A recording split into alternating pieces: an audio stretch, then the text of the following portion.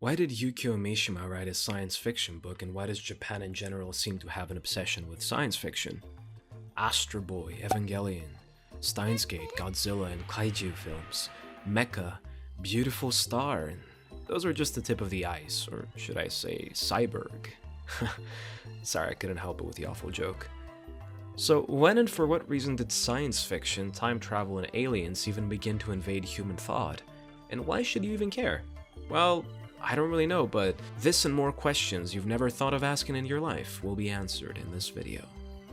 Science fiction is a wonderful genre of fiction, and even those who aren't particularly fond of the genre cannot deny that it can be as mentally stimulating and imaginative as any other form of fiction, having given us such great works of art as I Have No Mouth and I Must Scream, Star Wars, Kubrick's Space Odyssey, the Dune series, Zamyatin's We, and many, many more indisputable classics. The genre revels in the hopes and fears we humans have about the future, because if we could just have an insight of the things to come like a self-prophesying Pythia, contrary to what some crystal girlies believe, life would fucking suck and we'd be more black-pilled and indolent than the biggest bed-rotting chair-rooted 4chaner. But we don't, and thank God for that. So that's why speculative fiction is a lot of fun to create and to read. All of the big A's are present in sci-fi works. Aliens, androids, artificial intelligence, advanced technology, alternative universes, astral adventures, and many more topics are breached. Time travel and transhumanistic pursuits such as the striving for the prolongation or eternalization of human life are also fan favorites of sci-fi nerds. And as strange as it might sound, science fiction has been around for much longer than most people believe. Fantastical tales of gods and heroes and their triumphant exploits abound in practically every religious and mythological tradition. And sometimes within those very same ancient traditions, elements of the burgeoning buds of proto-sci-fi can be discerned. Some claim that the first sci-fi story is in fact the oldest world epic known to us today, the Epic of Gilgamesh. Psst!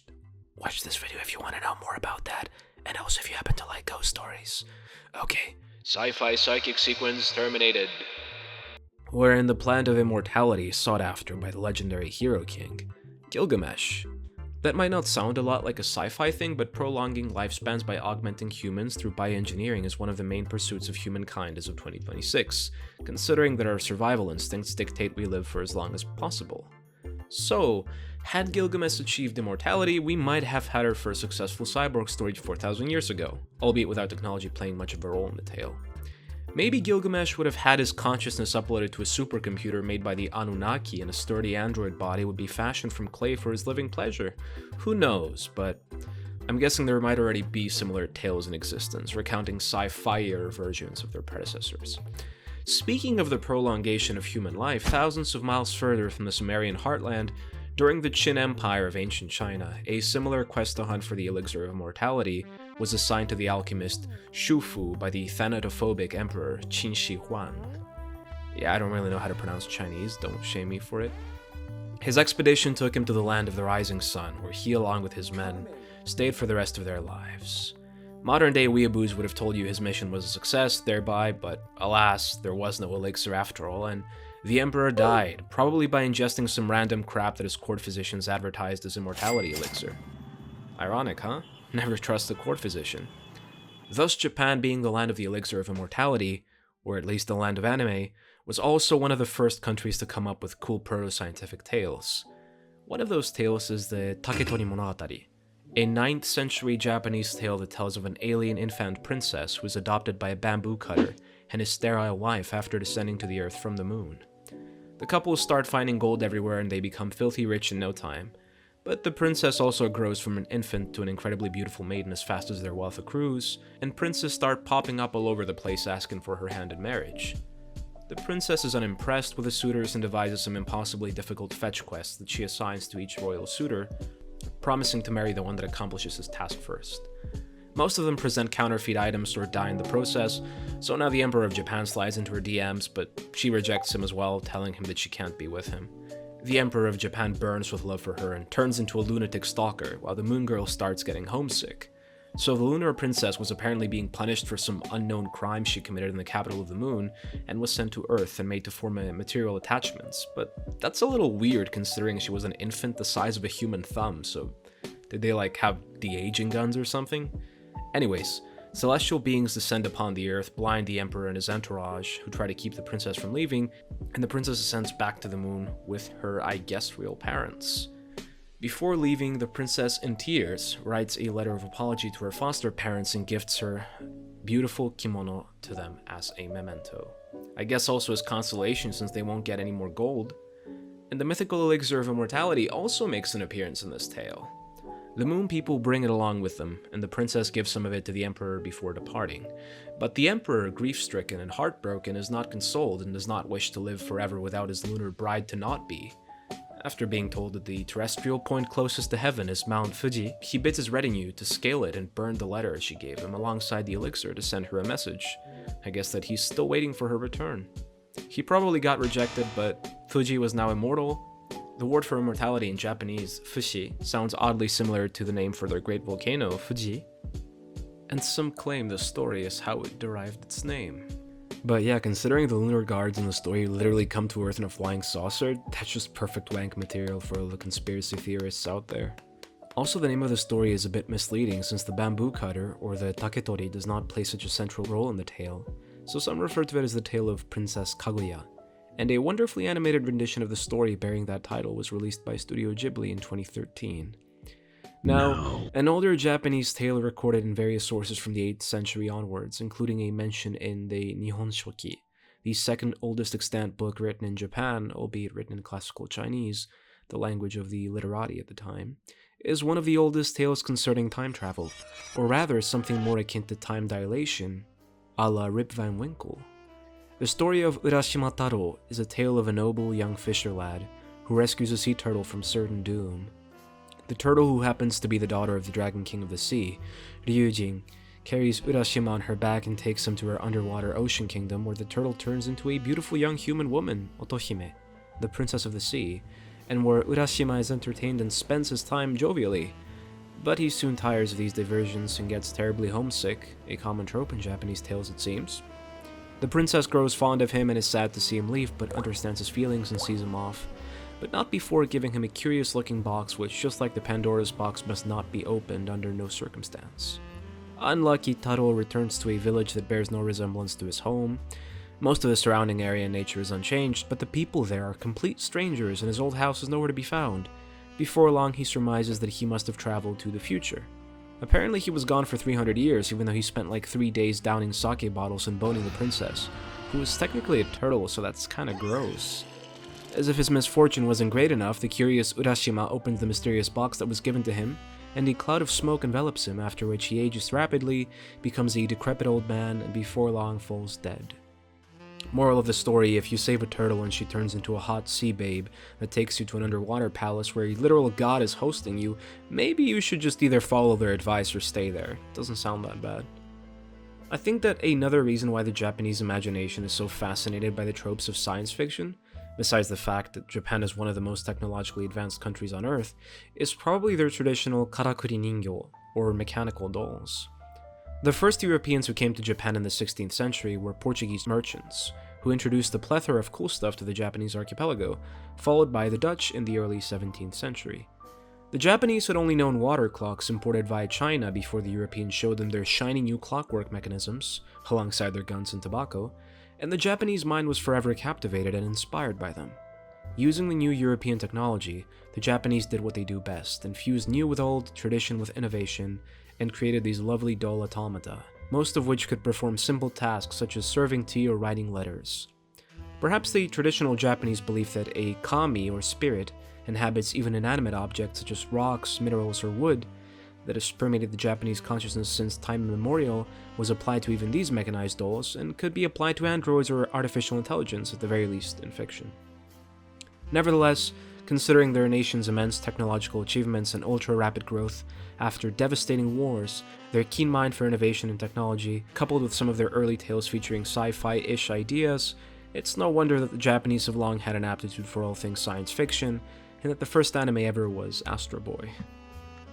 Now, I don't purposely make this parallel in every single video, but you know what other civilizations' myths resemble the proto-sci-fi tropes found in the Japanese Isles? That's right, give it up for the Greeks. I mean, that isn't very surprising in all honesty. For a civilization that was making technological marvels Automata, scientific and mathematical discoveries, as well as freaking analog computers way before it was cool, you'd expect the Greeks to have had an interest in machinery, robots, space travel, aliens, and similar subjects. And they did. And like the Japanese after them, sometimes they didn't even have to go beyond their own myths and traditions to find those elements. Let's start with some of the myths surrounding Hephaestus, the craftsman of the gods, that I'm sure a lot of you are probably already familiar with. Aside from creating all the mighty weapons for the Olympian immortals, Hephaestus was also quite experienced in creating self-moving automata, equipped with intelligence to serve the gods and to help him carry out tasks in his workshop. The thing is that in many world mythologies, gods create humans out of natural materials, such as, for instance, stone in the Indian creation myth, or dust and clay in the Hebrew and Sumerian myths respectively. And the first woman, Pandora, was likewise made out of water and clay by Hephaestus in his workshop. What set the automata of Hephaestus apart, however, was their utter lack of will and consciousness, their total obedience to the gods, their indestructible bodies that did not age with time, and the difference in materials used to create them in comparison to humans. I suppose this is a bit of a stretch, but we could see Hephaestus as a sort of computer scientist or software engineer developing artificial intelligence and androids in his lab, since he specifically creates them to suit his own purposes. But nevertheless, his crown achievement was the giant bronze android Talos that he sent to King Minos of Crete to protect his island from outside dangers and to help upkeep the laws. Think Robocop. Maybe Talos could also be likened to a moving and acting Colossus of Rhodes, while his robust metallic body was powered by Ichor, the magical blood that run in the veins of the deities of Olympus. Another myth that presents us with an early sci-fi theme is the myth of Icarus. Daedalus, a famous inventor and craftsman who was also the deviser of the infamous Cretan labyrinth where Theseus slew the Minotaur, was imprisoned alongside his son Icarus in his own labyrinth by King Minos. Daedalus, wishing to escape, devised a clever plan after observing some birds and wished to imitate them in flight to escape from the prison of his own making.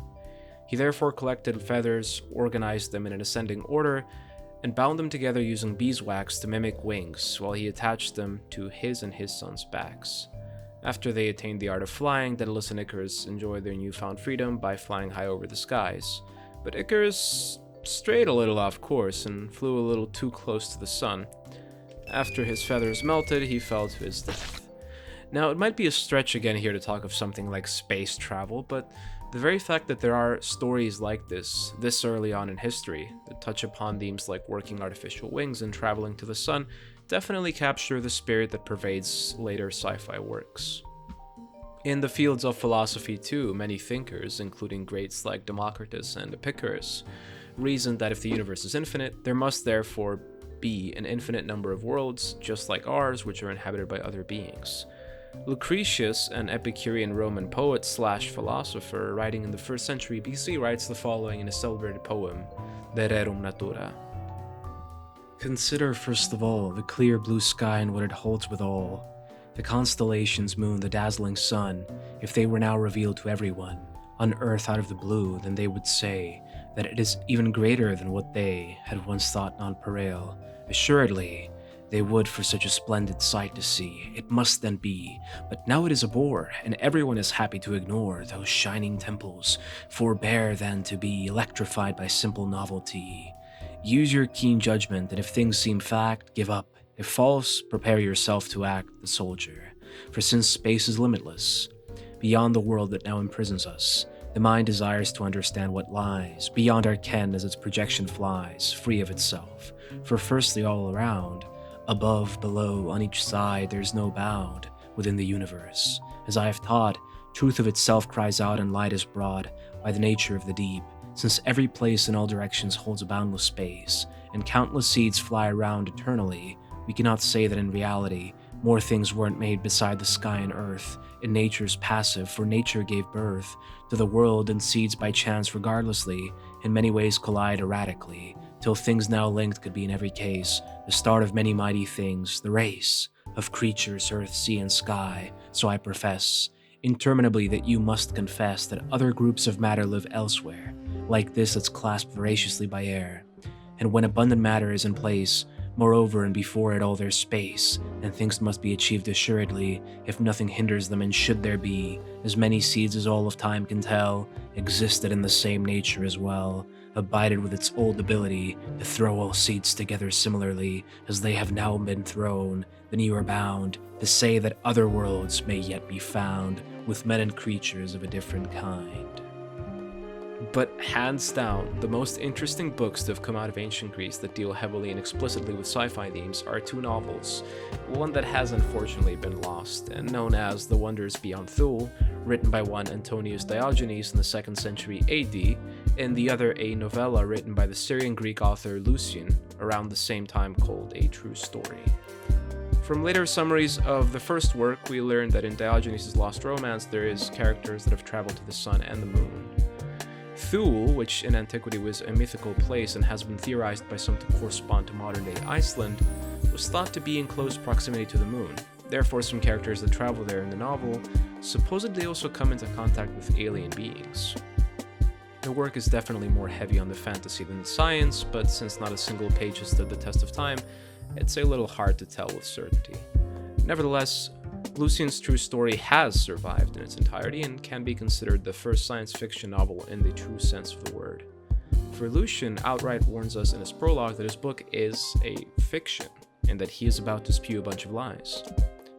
In the story, Lucian and his men travel to space and take part in a war on the side of the Moon People, represented by King Endymion, against the Sun People, whose ruler is Phaethon. I'm guessing the very same Python who steals his daddy's chariot and flies a little too close to Africa, burning it in the process, that are fighting over who gets to colonize the planet Aphrodite.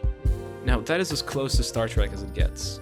In my opinion, the book is a little extreme and gets excessive with its descriptions of mythical alien creatures, but it is definitely interesting to read through, although I believe it is kinda lacking in literary merit. Also, the book ends on a cliffhanger promising a sequel, but of course, if you believed it, well, you got trolled by Lucian and he's laughing in his grave, so fuck you, Lucian. Last but not least, I'd like to note that almost 2,000 years before the karakuri were even invented, the Greeks were hard at work creating their own automata. Inventors like Eusebius, Hieron, Philo of Byzantium, and Archimedes invented many marvelous things, such as vending machines, water mills, thermometers, screws, turbines, catapults, analog computers, and last but not least, you guessed it, automata. So considering all this, it's a little surprising how the science fiction genre is not nearly as popular or widespread in Greece today as in other places like Japan, but then again, modern Hellas is unfortunately quite a travesty wholly undeserving of the name of its great and ancient geographical counterpart. Now I'd like to turn your attention to India. No, not this India, I mean ancient India. We could look at the ancient epics, the Ramayana and the Mahabharata, or we could even go back further in time to the time where the Rig Veda, the oldest religious text of India, was written. And the most interesting thing you will encounter in the Rig Veda, unless you're a Hinduist, is mention of a divine chariot called a Vimana. Now, that might not sound really interesting since chariots and vehicles of gods exist in other world mythologies, but the Vimanas evolve. From chariots, they later turn into giant self-propelled 7-storied flying palaces and spacecrafts, depending on the text. They're apparently capable of traveling pretty much everywhere, including in space and underwater. A 20th century text called the Vaimanika Shastra, that has often been branded as a pseudo-scientific hoax, but is deserving of note for the purpose of this video nonetheless, asserts that the Vimanas were actual spaceships, and that the ancient Indians possessed very advanced technology that has apparently been lost to us. The guy who wrote it claimed that some ancient Hindu sage psychically communicated the knowledge to him, but he apparently had a very poor understanding of aeronautics. I'm not sure, since it's not really my field, but he definitely sounds like a schizo-UFologist. But hey, if you're either A, Hindu, B, a ufologist, or C, a person of below average intelligence lacking in common sense and have been offended by any of the statements I made in the duration of this video, please don't click off. And also consider subscribing. I swear there will be stuff worth your while in the future, just like Lucian did. Additionally, it is worth to note that in Hindu cosmology, astral bodies perceived to influence the lives of human beings are known as graha, and these include the Sun, the Moon, Mars, Mercury, Jupiter, Venus, and Saturn, while there also exist 14 separate planes of existence or planets that are known as loka. For instance, the planet of Krishna, which according to the Bhagavad Gita section of the Mahabharata is where the souls of those who attain Krishna consciousness go after bodily death, is known as Krishna Loka, and there are other loka where the soul is reborn depending on one's karmic deeds during a lifetime. Since Loka can be teleported to or reached through yogic powers and vimanas, could this be the first instance of interplanetary travel mentioned in any text? I'm not sure, since the Loka could also be described as something akin to realms or states of consciousness, but I might be able to tell you with some philological training in Sanskrit. Another noteworthy feature of ancient Indian texts is the astra weapons of the Hindu epics. The queer similarity of the words astra and astral is completely coincidental, since astra means projectile weapon in Sanskrit. The astras were basically ancient weapons of mass destruction, and since they have been described as emitting a bright light, some people seem to think that they are essentially a nuclear or atomic bomb. But as amazing or scary as that might sound, I think it's really far-fetched to claim that the Indians had super advanced technology like nuclear bombs and spacecraft, and that just like the Greek word astra and the homophonous Sanskrit word that mean completely different things, they're not just a coincidence. There's also a mighty sage bird called Kakabusundi who can travel through the multiverse and time itself, and I have to say, Indian epics are definitely starting to sound a lot like Star Trek. And considering the fact that India will definitely be a superpower by 2027, this advanced technology is finally being put to use today. Maybe. Not really. Okay, so since this video is getting a little long and I'll hopefully be talking about more sci-fi stuff and other cultures in a future video, I'd like to mention one more thing, and that is the Astronautilia. If you don't know what this is, you're missing out, but don't worry, you're not the minority.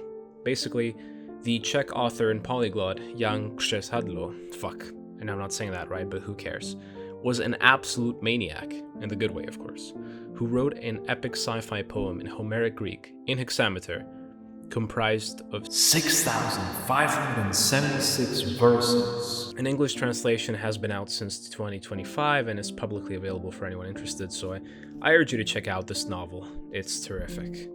In it, a robotic skunk called Franta, that is also a universal translator, has supposedly done the original translation into Homeric Greek from the language the astronauts of the novel use, and Jan Křesadlo has translated the novel into modern Czech. The protagonist, called Udis in true Homeric fashion, goes through many trials and errors to find the sheep that observes the universe and creates consciousness, from the thieving zoophile Mantis. The universe of the novel is described as godless, and technology has taken the place of cults and magic. I don't want to spoil it, so go ahead and read it and see for yourself if you like it. It's certainly more of a comedy or social critique than anything else, maybe a parody even, but I think you'll have a good time reading it. And I also hope you've had a good time watching this video, because let's not forget, at the end of the day, all these marvelous stories of incredible tales aim at entertaining, as all good fiction does at bottom. Maybe some of them are even food for thought, and maybe some of them are even propagandizing social critique of their era, hidden under the guise of a so-called future dystopia like Orwell's 1984 and We by Zemyatin, or maybe even Astronautilia. But therein also lies their charm and value. If you like this video, don't forget to give the video a thumbs up and subscribe for more quality content. And don't forget, dear viewer, when you're chilling in that hotel on the moon having the time of your life and sipping piña colada from a transparent straw in a few years' time, take a moment to meditate on life and to lacata-mysticize your senses. This has been Jack Lacata Me, thanks for watching, and stay tuned for more madness.